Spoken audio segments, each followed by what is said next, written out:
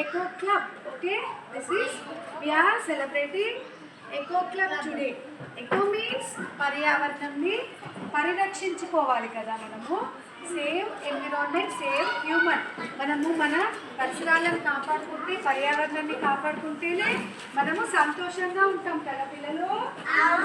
కాబట్టి పర్యావరణం బాగుండాలంటే ఏం చేయాలి మనము? చెట్లను పెంచాలి. అప్పుడు పక్షులన్నీ కూడా, జంతువులన్నిటికీ హాయిగా ఆవాసం దొరుకుతుంది కదా. అలాగే మనకు డ్రిప్ ఇరిగేషన్ అనేది మనము ఎకో క్లబ్లో భాగంగా మనము చూస్తున్నాము. డ్రిప్ ఇరిగేషన్ భాగంగా చూడండి, మనము వీటిని ఏం చేయాలి? పర్యావరణం కాపాడుకోవాలంటే పెస్టిసైడ్స్ని వాడద్దు.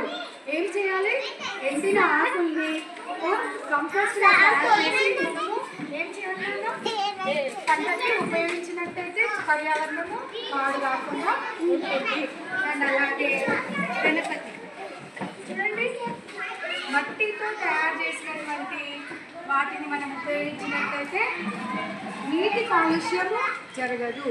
మనము ఎక్కువ ఫ్యాక్టరీలు స్థాపించడం వల్ల అనవసరంగా పర్యావరణం మంచి చెట్లు పెంచడం వల్ల మంచి ఉంటుంది. Thank you.